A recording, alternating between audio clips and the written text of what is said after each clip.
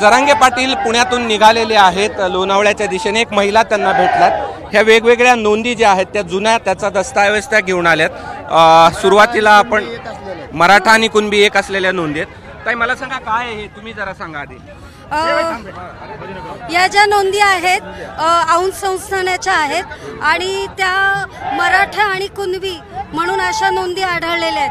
तर त्या कोर्टात सिद्ध होतात की मराठे हेच कुणबी आहेत असा तो दावा आहे। अशा दोन नोंदी फक्त महाराष्ट्रात मिळालेल्या आहेत। एक वरवंडे दौंडमध्ये जे मराठे कुणबी म्हणून नोंद आहे 1871 मधली आणि दुसरी नोंद तासगाव सांगली मधली आहे। तर तिथे पण आहे कुणबी हेच मराठे म्हणून अशा दोन नोंदी महाराष्ट्रातनं सापडलेल्या आहेत। आणि हा जो औंध संस्थानाचा डेटा दिसतो आपल्या समोर तो सुद्धा याच्यात कुणबी मराठे म्हणून अशा नोंदींचं त्याच्यात लिहिले। दाखवता का कुठे लिहिले ते जरा दाखवा, कुठे लिहिले कुणबीच मराठा आहे?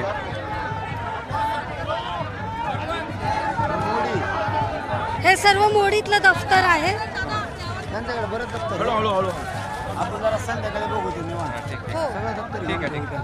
दोन मिनिटं, हे फार घाईत असं फाटून नको जायला। लोक या ठिकाणी येत आहेत आणि त्यांचा सत्कार देखील करतात आता आपण पाहिलं तर। आणि वेगवेगळ्या नोंदी त्यांच्याकडे आहेत आणि त्या या ठिकाणी दाखवतात आपल्याला। आपल्यासोबत पाटील आहेत। पाटील, आता तुम्ही मुंबईच्या दिशेने कूच केलेली आहे, पुणे शहरातून पुढे निघालाय, सरकार काही चर्चा करतंय का? आणखी नाही। सरकार काही चर्चा करतं का? नाही आणखी। परवा गेलेले साहेब येतो बोलले, येतील होते आज उद्या येतील। आम्ही तर मुंबईच्या दिशेने शांततेत निघालो। होईल, सरकार काढेल तोडगा आहे आशा आम्हाला। एवढ्या संख्येनं मराठा समाज निघाला म्हणजे एवढ्या मोठ्या समाजाचा सरकार सन्मान करेल असं वाटतंय। असताना निघालो तर बरं। मुंबईमध्ये पुन्हा एकदा जमावबंदी या ठिकाणी लागू केली गेली, मुंबईत पुन्हा जमावबंदी नाही। मुंबई शहर असं आहे की तिथं संचारबंदी लावावीच लागते। त्याचा अर्थ आम्हाला आमच्या अंगावर घेण्याची आवश्यकता नाही, ती आमच्यासाठीच लावली कारण आम्ही लोकशाहीच्या मार्गाने। नाही पण तुम्ही मागे मुंबईत जमावबंदी आहे म्हणूनच 20 तारीख घेतली होती। हा मग आता सन्मान केला ना मी एकदा। 144 लागू आहे, आपण नाही गेलं पाहिजे, कायद्याचा सन्मान केला पाहिजे म्हणून 18 तारखेपर्यंत आम्ही तारीख नाही घेतली। 20 जानेवारी तारीख आम्ही घेतली, सन्मान केला। आता तुम्ही भारत लावत राहता तर आमच्या गोरगरिबाचं वाटलं होईल आणि आम्ही असं काय करायलो, शांततेत येऊन बसायलो। क्युरेटिव्ह पिटिशनवर आज सुनावणी आहे, काय अपेक्षा आहेत? आणि ही दाखल झाली आणि ओपन कोर्टात सुनावणी झाली तर आंदोलनाचा याच्यात काही दिशा बदलणार आहे का? नको आपण आत्ताच यावर बोलायला, कारण न्यायालयीन प्रक्रियेत असताना आपण एकाच स्टेटमेंट करू नये। न्यायदेवता काय निकाल देत आहे, निर्णय देतात त्याकडे आपण वाट बघूया। सुनावणीतून काय अपेक्षा आहेत? समाजाला न्याय मिळालाच पाहिजे, कारण समाज खूप अडचणीत आहे आरक्षणामुळे, मिळाला पाहिजे। परंतु इकडं ओबीसी आरक्षणात मराठ्यांच्या नोंदी सापडल्या तर आमचं म्हणणं आहे मराठ्यांचा ओबीसीमध्ये समावेश करावा। पुण्यामधनं तुम्ही जाणार आहात, लोकांना त्याचा त्रास होणार आहे कारण की पुणे हे दुसरं मोठं शहर आहे आणि तुम्हाला विनंती केली जाते की पुणे वगळून तुम्ही जा। नाही कुणी विनंती केली? शहर वगळून कुणी विनंती केली? कोणीच नाही केली, कुणी विनंती केली।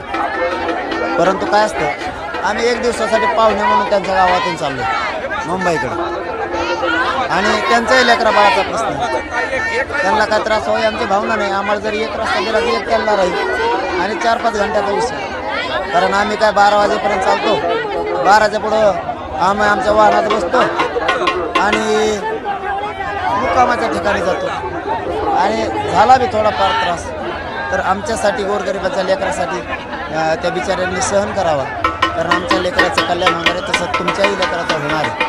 सगळ्यांचं एकच दुःख आहे, फक्त आम्ही चाललो, होऊ बी शकतो त्रास, शक्यता आहे, तर थोडं आमच्यासाठी लेकरासाठी गोरगरिबांच्या शेतकऱ्यांच्या लेकरासाठी सहन करावं। मुंबईतली काय तुमची दिशा आहे आंदोलनाची? इथून गेल्याच्या नंतर शांततेत सगळ्यांनी आमरण उपोषण करणे। मुंबईत जाणार? निघालो। मुंबईत निघालाय मागे लोकांचा मोठ्या प्रमाणावरती पुण्यातनं प्रतिसाद मिळताना आपल्याला पाहायला मिळतो आहे. मुस्लिम बांधव देखील त्यांचा ठिकठिकाणी सत्कार करून त्यांच्या आंदोलनाला पाठिंबा या ठिकाणी देत आहेत. आणि मनोज जरांगे ज्यावेळी चालतात त्यावेळी आणखी एक गोष्ट तुम्हाला दाखवतो की अशा पद्धतीचं महिलांचं कडं या ठिकाणी असतं आणि त्या संरक्षण करत या ठिकाणी लोकांपासून संरक्षण करत म्हणजे त्यांना जायला वाट मिळावी अशा पद्धतीचं कडं या ठिकाणी महिलांचं असतं आणि त्या पुढे चालत असतात असं आपल्याला एकंदरीतच पाहायला मिळतं आहे. आणि या त्यांच्या आंदोलनाला मोठा प्रतिसाद पुणे शहरामध्ये मिळालेला आपल्याला पाहायला मिळतो आहे. कॅमेरामन धनंजय दारुंटेसह मी कृष्णा केंडे, एबीपी माझा, पुणे. एबीपी माझा, उघडा डोळे बघा नीट.